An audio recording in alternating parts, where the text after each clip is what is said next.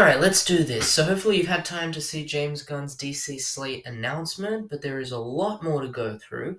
So let's have a look at the trades and see what they're saying to really break this down. So first of all, if you go to the homepage of The Hollywood Reporter, Variety, and Deadline right now, this is the homepage story. So right there, James Gunn, Peter Safran, right there as well, the new DC, and right there, DC Slate unveiled. Okay, so let's start with Deadline. So there was a lot announced. They kind of named the first phase, Chapter 1, Gods and Monsters, and they revealed a few things.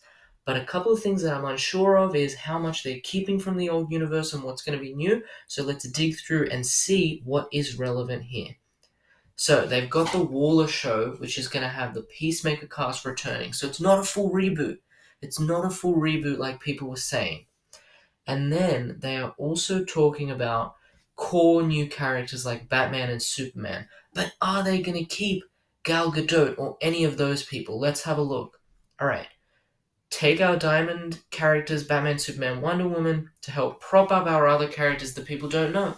Like what happened with Guardians of the Galaxy in some way. Yes, this is what I was talking about. The Authority that is one of those more fringe teams. You need that core trinity there holding everything up. Okay, everything from our first project forward is going to be unified, but we're very lucky with our next 4 projects. Okay, so he's happy with Shazam.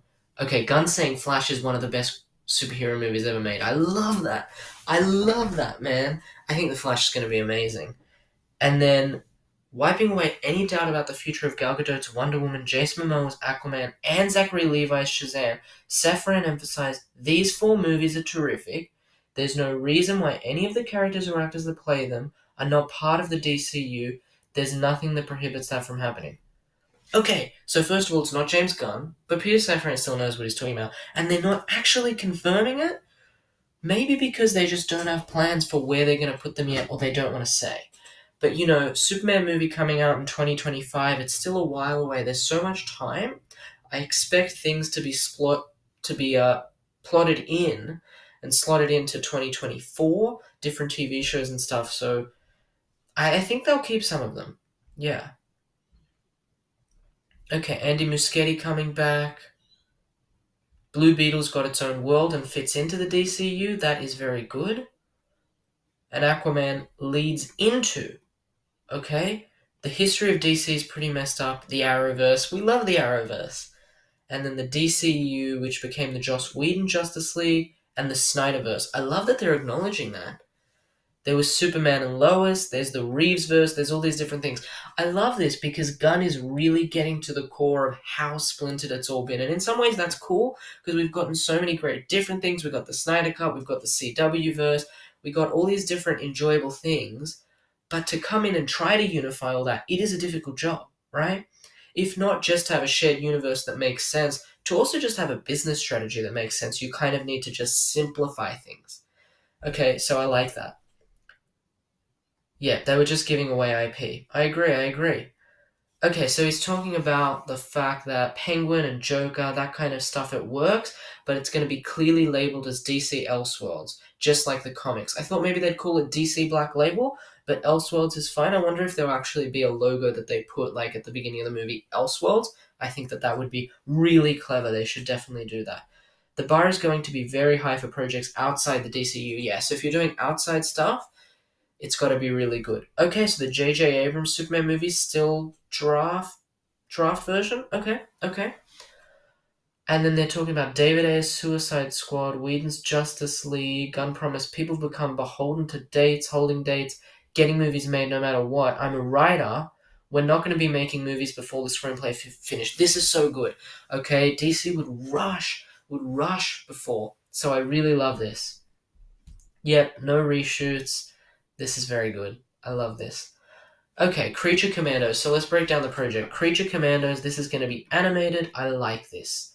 Okay, Weasel from his Suicide Squad's going to be on the show, and that should be his brother, Sean Gunn, voicing that character. Okay, Waller. I love this. Spin-off of Peacemaker. Are they still doing Peacemaker? Oh!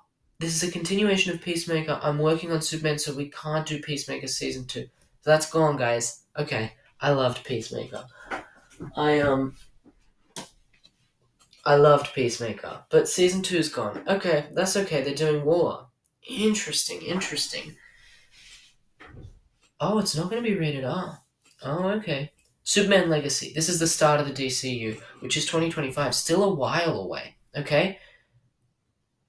Yep. Gunn's writing. No director attached. Okay, Safran was elbowing Gunn yesterday that he'd really like him to direct it. So this is what I'm saying, right? Like, it looks like Gunn might just end up directing this. This is interesting. Okay, it's not an origin.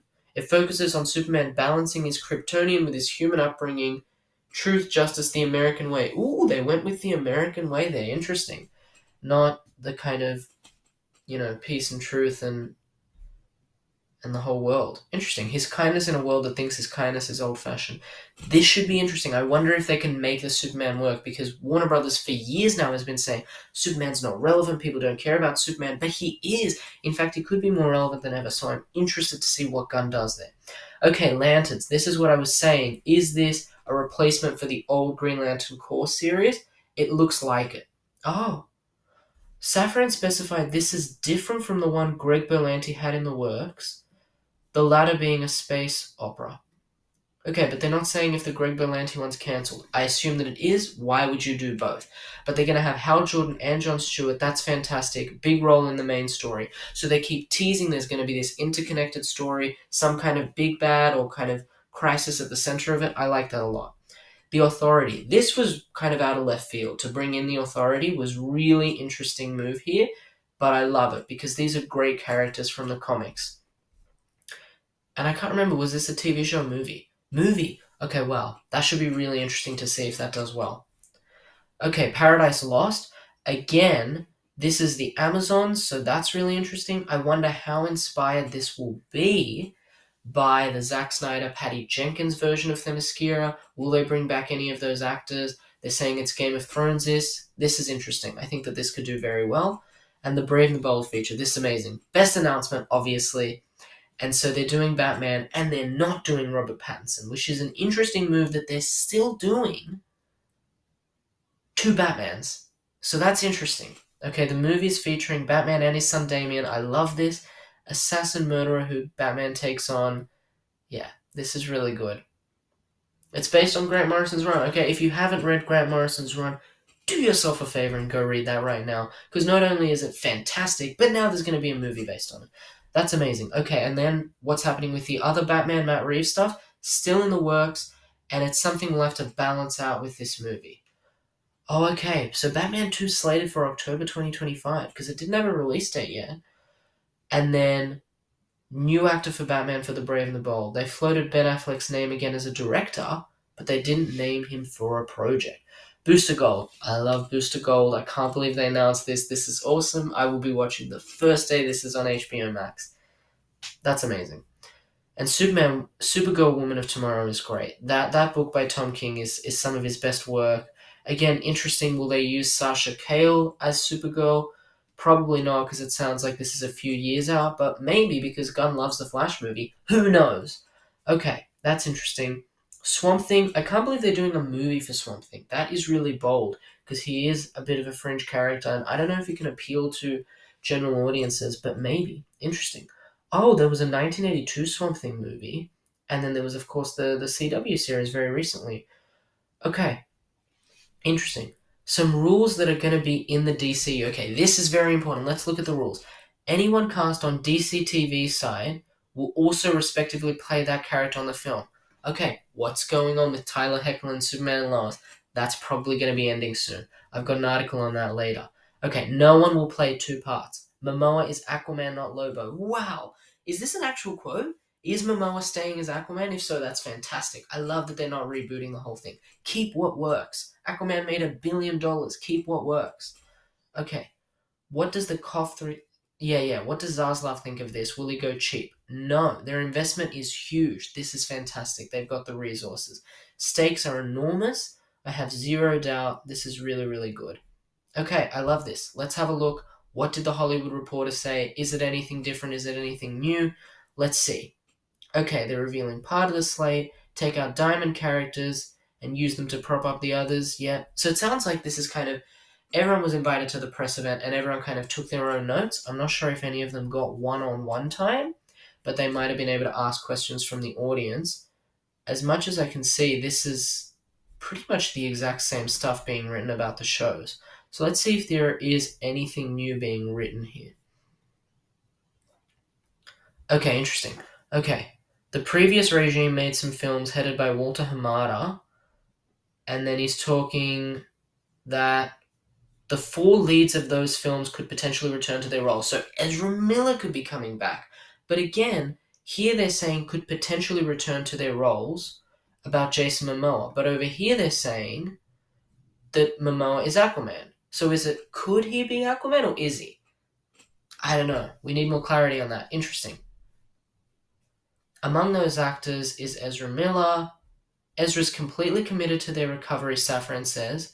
We're fully supportive of that journey. When the time is right and they're ready to have that discussion, we'll figure out the best path forward. They're completely focused on recovery, and in our conversation with them, they're making enormous progress. That's really good to hear. That's fantastic. Okay, and then their approach to casting overall, that, TV and movies are going to be the same. Hal Jordan and Jon Stewart from the TV show come. I love it. I love it. We don't want the series to feel like stepchildren or lesser than. That's so important because people, and always TV as a medium has been treated like the kind of baby brother of film, but you need to elevate it. Okay, the touchy subject of Henry Cavill, what did he say? We didn't fire Henry. Henry was never cast. Interesting how Gunn plays this game. If I didn't fire anybody, we just didn't rehire them. It was never happening. And it's technically true.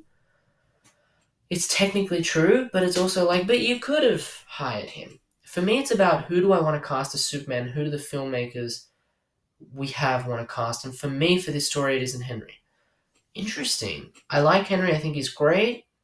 He's getting dicked around by a lot of people, including the former regime. This Superman is not Henry for a number of reasons.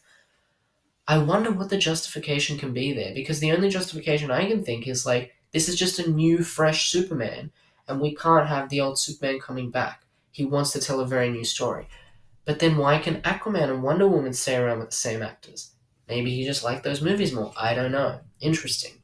Okay, Zachary Levi with the Pfizer stuff. Yeah, this is minor, but let's see what they had to say. Filmmakers are, people that I work with, they're going to say things I don't agree with. I don't change my plans all the time because an actor says something. Yep. And he's kind of saying it's not a big deal, which I think is largely true. Okay. Gunn and Safran also talked about Joker, Batman, Elseworlds. This is really good. Teen Titans Go shout out. I love that. Teen Titans Go shout out for the multiverse. This is really good. Yeah. Strong screenplay is very important. It's not the Gunverse. It's not. It's going to be all these different feels from different. This is good. A lot of people are like, oh, it's going to be James Gunn. Everything James Gunn. It's all going to feel like a James Gunn project. No, you got to understand he's not a writer and director role anymore. He does that role for some things like Superman, but he's a producer. He's a CEO role, which just means he sets kind of the hiring decisions and the interconnected decisions, right? And I think that the interesting thing here is how is Gunn going to differentiate himself from Feige? Because Feige is known for having that more controlling feel over the tone and the vibe of all the Marvel movies, which is why one of the biggest criticisms, but also for some people one of the biggest pros, is that they all look and feel the same. Whereas I think Gunn is going for a very different vibe where he wants every project to feel unique and this kind of different director's vision, and I love that. I hope he sticks to his guns there because that will help DC win and differentiate themselves. I love that. Yep, not every filmmaker is going to be happy. We're going to be honest. Good. Okay, standalone studio, everything DC centralized. They're coming in and having access to any character. I love that. I love that they're simplifying it. It's really, really good. Yeah, wow. So Gunn talking about his childhood, interesting, deep connection to these characters. It's so important that someone this passionate is at the head of DC, and so it's very, very good to see. Yeah, this is awesome. This is a once-in-a-lifetime opportunity. Yeah, it's a once opportunity. It's me now. No one's ever gotten to do this. Yeah, isn't this interesting? They haven't had this role before, but Kevin Smith once told a story in one of his like stand-up Q&A specials where in the 90s he was offered to be like a head honcho of DC and plan Batman, Superman, and Justice League movies just when they were still working on the Shoemaker Batman movies. And he said, "That's not me," and he just made his own films. So there were ideas for this before, and you also had Zack Snyder in a bit of a de facto executive producer planning role, but this official role, he's right, it's never existed. That's pretty exciting. All right, last big article is the Variety article, so let's see if there's anything different here. Okay, DC Studios is unprecedented. It's a standalone entity in studio. It's very, very good. Yeah, I love it. Everything DC related under one banner, that's fantastic. Writer-centric philosophy is very important. I'm glad that they're putting a focus on that. Okay. The exception is Viola Davis, that no actors are attached. Well, I would assume that, people like John Cena's Peacemaker are also attached, given they said that the cast is returning and Peacemaker is the lead of that cast. But anyway, let's see what they say. Left the door open for Gal Gadot, Momoa, Ezra Miller, and Levi to continue playing their superheroes, but reiterated that Cavill is not back. Interesting. Okay. Otherwise, there's new casting in the roles. Yeah. Okay, let's see the team of writers. Drew Goddard from The Martian, Jeremy Slater from Moonlight. Oh, Christina Hobson is apparently fantastic. Apparently, her treatment for the Flash script is just incredible. Okay, Crystal Henry from The Watchmen show. I love that Tom King's being brought on. Oh my god, Tom King is the beast. He's the best. That's fantastic. Okay, we sat down in a room for a few days, decided to bash out what the basic overall plan could be. Not so much that it ties your wrist, but enough that we know what the basic story is. Yes, I love that. That's really, really good. This is great. Okay. Oh, I love that. That's awesome. Superman is for everyone. It's a four quadrant film. Yeah, yeah, men, women, young and old. It totally should appeal to everyone. I love that.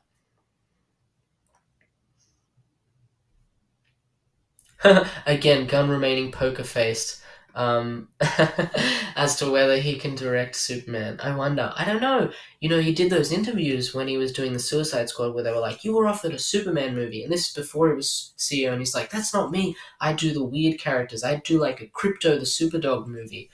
But now he's in the CEO role, so he has to kind of oversee all the stuff, the weird stuff and the core stuff. But the question is, should he direct it? I don't know. I don't know. I think he could pull it off. But is there someone that could do it better? Obviously, there's someone that could do a different version, but what's the best? What's the version that we want? Okay, they've got stuff about The Authority. They're kind of like Jack Nicholson, A Few Good Men. Brave and the Bold. Anything different here that they said? Oh, yes. The Brave and the Bold will introduce the Bat family. I love this. Robin. Yeah, Robin has not been live action in a movie since '97. That's crazy. Patrick Willems made a great video essay about how important Robin is, so I'm sure he is very excited about this now. It's really important to return Robin to the fore. That's really good to hear. Okay, Supergirl, Swamp Thing, television. Yeah, let's see if they say anything else about Waller. Team Peacemaker's going to appear. Continuation. Yeah. Yep. This is really good. This is really, really good. They're crushing it. It's just the greatest show ever. I love how Gunn's just like, we're just making the greatest stuff. It's just the greatest. I love that confidence. It's fantastic. This is a very important show for us. Yeah, it's really important because they got Green Lantern so wrong last time. And then this old Green Lantern core show has been in the works forever and ever and ever and ever. And so they better get it right when they're finally doing it. Booster Gold, that's just so great. Okay, they're the main articles. So that's the main stuff that's been announced. But let's see. There are some other things that have been written by Empire as well. This largely looks like the same kind of stuff. Let's see. Did Forbes say anything different? This looks very similar. They're just kind of going through all the projects. Did they add anything? If you're noticing a bunch of things missing, mostly current, then they're still coming out. Okay. Makes a statement that all actors in those movies may possibly return despite the DCEU overall morphing into Gunn's new vision. So again, we're getting this idea that it is a soft reboot, not a hard reboot. The interesting thing here is that in the real world, we can understand that, right? It's like, well, they're keeping some things, they're changing some other things. I get that. I understand the business and creative decisions for that. But what is the in-continuity explanation? Why can there suddenly be the same Wonder Woman played by Gal Gadot, but a different Superman that's not Henry Cavill? Is it from a different Earth? Was there a Flashpoint reset? Is it like the New 52? Are they going to have an in-continuity explanation for why things are different? Or are they just going to be like, whatever, deal with it, make up your minds?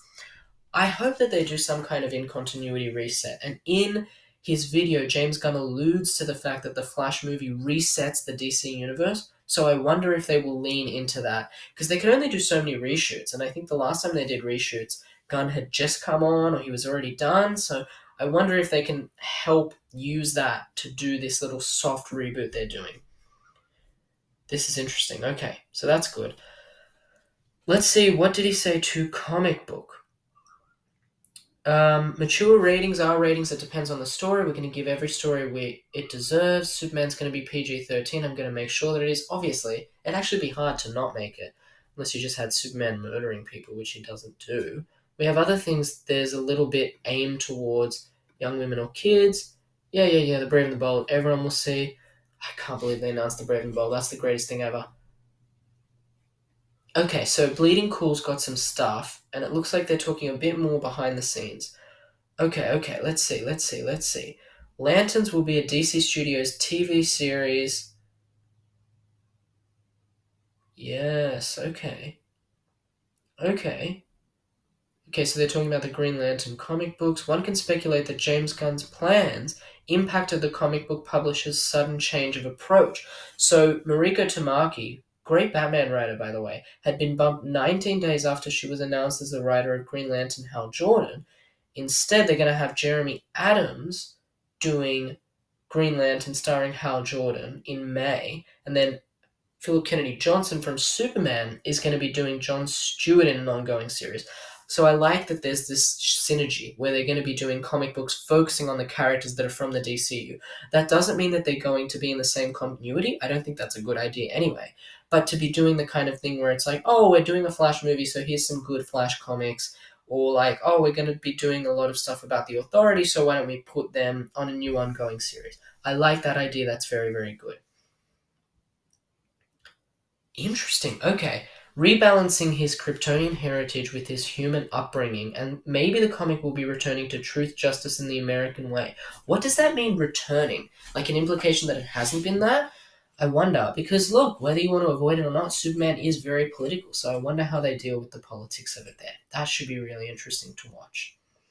Talking of Grant Morrison, we now have a Batman Brave and the Bold. We speculated James Gunn may have a birthday present for Morrison. That seems to have worked out. Yeah, it's Grant Morrison's birthday today. Happy birthday, Morrison. Yes, okay. So Themyscira, Wonder Woman Historia's tying in. Yeah, this is really good. Yeah, because Booster Gold has also got a new comic book series, which makes a lot of sense that he's now getting a TV show. I love the synergy. Awesome. Okay, so this is just the same stuff that Safran already said about The Flash, already talked about that. We're figuring it all out.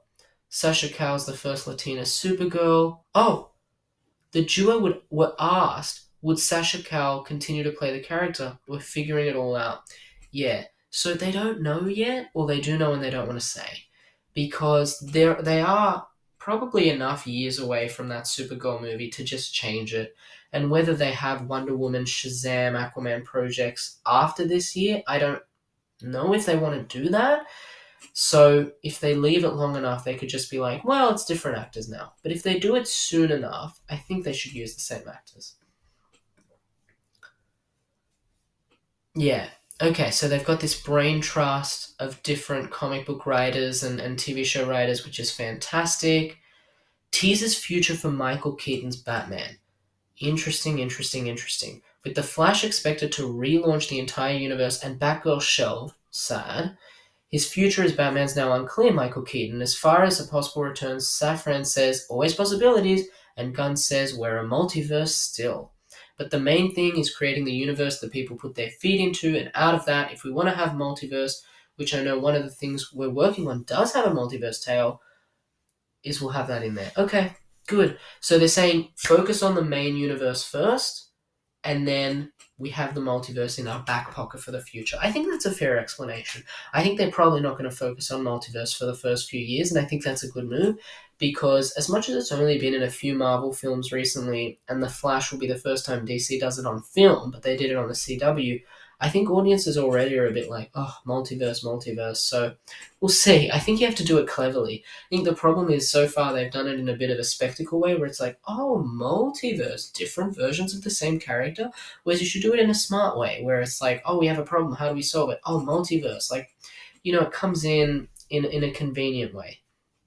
Okay, let's see what they said about Batgirl. On the Batgirl front, it's not about late in the process of the film getting cancelled. I saw the movie. There are lots of talented people there. And Safran saying that it was not releasable and it happens sometimes. I actually think Zaslav made a very bold and courageous decision because it would have hurt DC. It would have hurt the people involved. Wow, he's really saying it was bad? That bad? That it would have hurt the people involved. Dude, people have bad movies come out all the time. I think it's mostly better for it that you have your movie seen when you put that much work into it. They really stood up to support DC, the characters and the quality. Interesting. Okay, so they're bringing some of the people that worked on it already back. Okay, let's see. What is happening to Superman and Lois? Okay. I love how frank Gunn is. It's so funny. I love how just like, yeah, okay. So, let's see. They were asked on Superman and Lois, and they addressed the future saying that it's expected to continue for 1 or 2 more seasons. Okay, does that include the current season 3? Because if it's 1, then it's done. Okay? Okay, it's a show everybody likes, so let's keep it going for a little bit. I like this approach that Gunn's just like, okay, there's stuff around that people like. I'm not just going to cancel everything. But when it's done, and then everything's going to be what I like. But I know. He said it's not the Gunverse, and it just means that, every decision from now on should fit into some kind of synergy, whether it's in the universe or in the multiverse. And Superman and Lois is from the old regime, so I understand why they want to probably move on from it, even though I love that show. I hope it goes on a little bit longer. So, okay, that's all they said. Let's keep it going for a little bit. I love that comment. Yep, so there's a multiverse still. We're going to be focusing on one universe first. And if something isn't DCU, we're going to make that very clear. So strictly adult stuff like Joker or kid stuff like Teen Titans Go, they are Elseworlds just the same way. I like that they're saying we're going to make it very clear because Teen Titans Go, like it's Teen Titans Go, man. Nobody thought, is this connected to the DCU? Like, nobody thought that. But I just want to know how far will they go. Will they put some logo at the beginning of every DCU project that says DC Studios, DCU? And everything else should say DC Studios, DC Elseworlds. I actually like that idea a lot because Gunn's right. There's so much DC stuff out there. I mean, there's DC Superhero Girls, there's the direct-to-DVD DC animated movies. There's just a plethora of stuff.